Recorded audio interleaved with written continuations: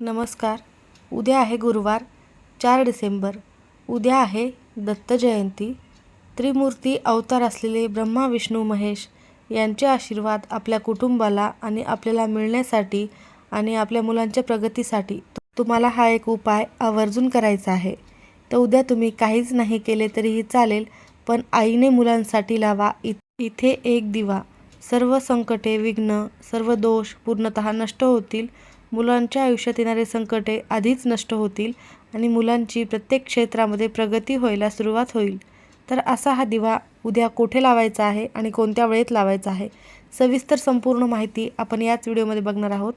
त्यामुळे video skip न करता शेवटपर्यंत बघा. माहिती आवडल्यास लाईक, शेअर, सबस्क्राईब करून बेल आयकॉनला प्रेस करा आणि कमेंट बॉक्समध्ये अवधूत चिंतन श्री गुरुदेव दत्त लिहायला अजिबात विसरू नका, किंवा दिगंबरा दिगंबरा श्रीपाद वल्लभ दिगंबरा हे लिहिले तरीही चालेल. साक्षात दत्तगुरूंचे आशीर्वाद तुम्हाला प्राप्त होतील. मार्गशीर्ष पौर्णिमेला दत्त जयंती साजरी करण्यामागे एक विशेष महत्त्व आहे. मार्गशीर्ष पौर्णिमेच्या दिवशी दत्तात्रयांचा जन्म झालेला आहे, म्हणून हा दिवस दत्त जयंती म्हणून साजरा केला जातो. मार्गशीर्ष पौर्णिमा हा एक पवित्र दिवस असल्यामुळे या दिवशी चंद्र पूर्णपणे भरलेला असतो आणि त्याच्या प्रकाशात दत्तगुरूंची पूजा केली जाते. मार्गशीर्ष पौर्णिमेच्या दिवशी दत्ततत्व हे पृथ्वीवर जास्त प्रमाणामध्ये कार्यरत असते, म्हणूनच आपल्याला असे प्रभावी उपाय करायचे असतात ज्यामुळे आपल्या मुलांच्या आयुष्यात, आपल्या आयुष्यात सुख, शांती, समाधान प्राप्त होत असते आणि कुटुंबात देखील आनंदाचे वातावरण निर्माण होते. कारण काही अशा तिथी विशेष असतात आणि उद्याची दत्त जयंतीची तिथी म्हणजे साक्षात ब्रह्मा विष्णू महेश या तिन्ही अवतारांची पूजा करण्याचा दिवस आहे. त्यामुळे तुम्हाला या दिवशी हा उपाय आवर्जून करायचाच आहे. दत्त जयंती साजरी करण्यामागे महत्त्वाचे कारण म्हणजे नकारात्मकता पूर्णतः नष्ट होत असते आणि त्याचबरोबर तुम्हाला कुठली बाधा देखील झालेली असेल तर ती देखील पूर्णतः नष्ट होते.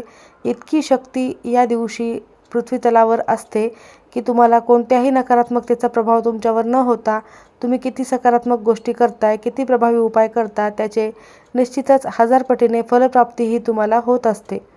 आणि दत्त जयंतीच्या दिवशी केलेल्या साधनेला विशेष महत्त्व आहे. या दिवशी दत्ततत्व जास्त क्रियाशील असल्याने भक्तांना शीघ्र फलप्राप्ती होत असते. हा दिवस आध्यात्मिक प्रगतीसाठी एक सुवर्ण संधी प्रदान करत असतो. त्यामुळे अशा या प्रभावी दिवसाचा आपण काही ना काही महत्त्वाचे काम करणे खूप फलित ठरत असते. तर आपले मुलं सतत चिडचिड करत असतील, हट्टीपणा करत असतील, सांगितलेले काम ऐकत नसेल किंवा सतत आजारी होत असतील किंवा त्यांना अभ्यासामध्ये त्यांचे मन लागत नसेल किंवा त्यांची कोणत्याही क्षेत्रामध्ये प्रगती होत नसेल, तर त्यांना कधीतरी नजरबाधा देखील झालेली असते. नजरदोष लागल्यामुळे सतत आजारी देखील पडत असतात. तर त्यांची प्रगती व्हावी, कोणतेही संकट त्यांच्यावर येऊ नये म्हणून आईने उद्याच्या या शुभतिथीवर हा उपाय करायचा आहे. म्हणूनच मार्गशीर्ष पौर्णिमेच्या दिवशी आणि दत्त जयंतीच्या या विशेष तिथीवर काही उपाय केल्यास तुम्हाला दत्तगुरूंची कृपाप्राप्ती होते आणि तुमच्या आयुष्यातील संकटे हे दूर होतात. या दिवशी गुरुचरित्राचे पारायण करणे देखील अत्यंत फलदायी मानले जाते. तुम्ही उद्या आवर्जून व्रत करावे. व्रत केल्याने तुमच्या सर्व इच्छा देखील पूर्ण होतील. दत्तगुरूंची मूर्ती किंवा प्रतिमा असेल तर किंवा फोटो जर असेल तर फोटो पुसून घ्यायचा आहे स्वच्छ, आणि जर मूर्ती असेल तर त्याला तुम्हाला अभिषेक करायचा आहे. दत्तगुरूंची विधिवत पूजा करून त्यांना तुम्हाला पिवळी फुले, पिवळे वस्त्र अर्पण करायचे आहे, पिवळी मिठाई अर्पण करायची आहे. नैवेद्य आरती करून तुम्हाला या दिवशी दिवसभरही तुम्ही दिगंबरा दिगंबरा श्रीपाद वल्लभ दिगंबरा या मंत्राचा जप केला तर उत्तम ठरेल. दत्तगुरूंचे जप आणि ध्यान करणे अत्यंत महत्त्वाचे आणि फायदेशीर ठरते. ओम दत्तात्रयाय नमः हा मंत्र देखील जपणे फायदेशीर ठरेल. अत्यंत फलदायी मंत्र आहे, म्हणून तुम्ही या मंत्राचे कमीत कमी 108 वेळा पठण करावे. दत्त जयंतीच्या दिवशी दान करणे देखील पुण्यकारक मानले जाते. गरिबांना अन्न, वस्त्र आणि आवश्यक वस्तू आवर्जून दान कराव्यात. गरिबांना अन्नदान केल्याने दत्तगुरूची कृपाप्राप्ती आपल्यावर होत असते. दत्त जयंतीच्या रात्री जागरण करून भजन, कीर्तन आणि दत्तगुरूंची स्तुती करावी. यामुळे देखील तुम्हाला तुमच्या आयुष्यामध्ये सुख, समृद्धी आणि आध्यात्मिक उन्नती प्राप्त होत असते. तर असे काही हे साध्या सोप्या आणि प्रभावी सेवा आपल्याला करायच्या आहेत. सेवेसोबतच हा उपाय करायचा आहे. तर हा उपाय कोणत्या वेळेला करायचा आहे तर तुम्ही दिवसभरात कधीही करू शकता अगदी सकाळपासून ते संध्याकाळपर्यंत जेव्हा तुम्हाला शक्य होईल त्यावेळी तुम्हाला हा उपाय करायचा आहे. परंतु उपाय करण्यापूर्वी सर्वप्रथम तुमच्या देवघरातील दिवा हा प्रज्वलित केलेला असावा. स्वच्छ हातपाय धुवून देवघरासमोर आसन टाकून बसायचे आहे. देवघरातील दिवा हा प्रज्वलित करायचा आहे व त्यानंतर तुम्हाला या उपायाला सुरुवात करायची आहे. तुमची मुलं तुमच्या जवळ असतील तर हा उपाय कसा करायचा आहे आणि बाहेरगावी असतील तर हा उपाय कसा करायचा आहे याची देखील माहिती मी तुम्हाला पुढे सांगणारच आहे.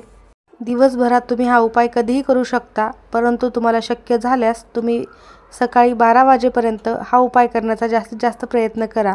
जर 12 वाजेपर्यंत शक्य नाहीच झाले तर तुम्ही संध्याकाळी 6 वाजल्यापासून ते रात्री 9:30 वाजेपर्यंत हा उपाय करू शकता. जेव्हा तुम्हाला वेळ मिळेल तेव्हा केला तरीही चालेल. फक्त श्रद्धेने आणि मनोभावे हा उपाय तुम्हाला करायचा आहे. प्रत्येक आईवडिलांना असे वाटत असते की आपल्या मुलाने खूप शिकावे, प्रत्येक क्षेत्रामध्ये त्याची प्रगती व्हावी. आपल्या मुलाच्या उज्ज्वल भविष्यासाठी ते अतोनात प्रयत्न करत असतात आणि मुलांनी खूप प्रयत्न करूनही त्यांना कोणत्याही क्षेत्रामध्ये यश मिळत नसेल. मुलाचे शिक्षण पूर्ण झालेले असतील आणि ते मोठे असतील तर त्यांना नोकरीमध्ये यश मिळावे, लग्नायोग्य असतील तर त्यांचे लग्न जुळून यावे, यासाठी देखील हा उपाय फायदेशीर ठरणार आहे. ज्यांचे मुलं हट्टीपणा करत असतील त्यांचा हट्टीपणा कमी व्हावा, मुलांच्या आयुष्यात सुखशांती लाभावी, दीर्घायुष्य प्राप्त व्हावे, यासाठी हा उपाय नक्की करावा. ज्यांचे मुलं बाहेरगावी शिकायला असतील तिथे ते सुखरूप राहावे, त्यांना त्या कामामध्ये यश मिळावे, यासाठी देखील हा उपाय करणे योग्य ठरेल. हा उपाय जर आपण मार्गशीर्ष पौर्णिमेला केला तर मुलाच्या कुंडलीतील कोणतेही अनिष्ट ग्रह असो ते मजबूत होतात आणि त्यांचे कार्य योग्यरित्या चालते आणि मुलांना प्रत्येक क्षेत्रामध्ये यश मिळत असते. हा उपाय मुलं आणि मुली या दोघांसाठीही करायचा आहे. कितीही लहान मुले असोत किंवा मोठी असोत, प्रत्येकासाठी हा उपाय करायचाच आहे. तर तुम्हाला हा उपाय करण्यापूर्वी सर्वप्रथम दिवा प्रज्वलित करायचा आहे. दत्तगुरूंना फुले अक्षता वाहून घ्यायच्या आहेत, नमस्कार करायचा आहे. उपाय करण्यासाठी तुम्हाला एक मातीची पंती घ्यायची आहे आणि त्या पंतीमध्ये तुम्हाला गाईचे तूप टाकायचे आहे. चांगले तूप टाकण्याचाच तुम्ही प्रयत्न करा. त्यामध्ये दुहेरी कापसाची वात लावायची आहे. त्यानंतर तुम्हाला गव्हाचे पीठ घ्यायचे आहे. त्यामध्ये तुम्हाला गुळाचे पाणी करून टाकायचे आहे व त्याचे तुम्हाला छोट्या छोट्या पोळ्या बनवायच्या आहेत. त्या 3, 5 किंवा 7 या संख्येमध्ये बनवायच्या आहेत. त्या पोळीला थोडेसे तूप लावायचे आहे आणि त्या पोळीचा प्रसाद आणि तो दिवा घेऊन तुम्हाला स्वामी समर्थांचं केंद्र जवळ असेल तिथे जायचे आहे किंवा दत्तगुरूंचे मंदिर असेल तर तिथे देखील जाऊ शकता.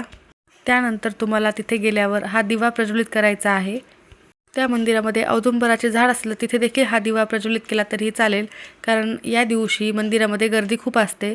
त्यामुळे दत्तांच्या समोरच दिवा प्रज्वलित करणे शक्य होत नाही, म्हणून तुम्ही औदुंबराच्या झाडाखाली किंवा मंदिराच्या परिसरात कुठेही हा दिवा प्रज्वलित करायचा आहे.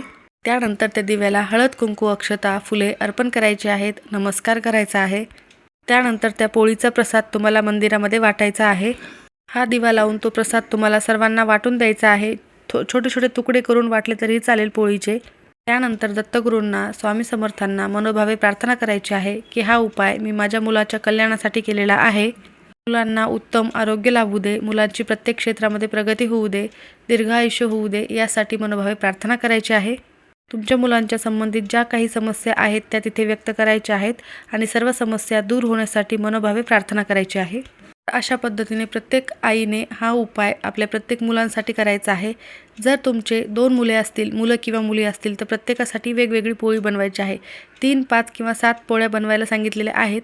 तर त्यापैकी 3 जर बनवत असाल तर दोघांनाही 3-3 अशा बनवायच्या आहेत. 5-5 बनवत असाल दोघांनाही 5-5 अशा प्रकारे हा प्रसाद बनवायचा आहे. जर तुमच्या घराजवळ दत्त मंदिर नसेल किंवा स्वामी समर्थांचा मठही नसेल तर हा दिवा तुम्ही औदुंबराचं झाड तुमच्या घराजवळ कुठेही असेल, उंबराचे झाड, तर तिथे देखील लावू शकता आणि ज्या पोळ्या बनवलेल्या आहेत ते तुमच्या घराच्या आजूबाजूच्या लोकांना देखील प्रसाद म्हणून वाटप करू शकता. जर तुमची मुले बाहेरगावी असतील तर हा उपाय तुम्ही इथेच घरी केला तरी चालतो. आई किंवा वडिलांनी दोघांनी हा उपाय केला तरी चालतो. स्त्रियांना मासिक धर्म असेल तर हा उपाय करता येणार नाही, पुरुषांनी केला तरीही चालेल. सुतक असेल तर हा उपाय कोणालाही करता येणार नाही. नक्की हा उपाय करा. माहिती आवडली असेल तर लाईक करा. सर्वांचे खूप खूप धन्यवाद.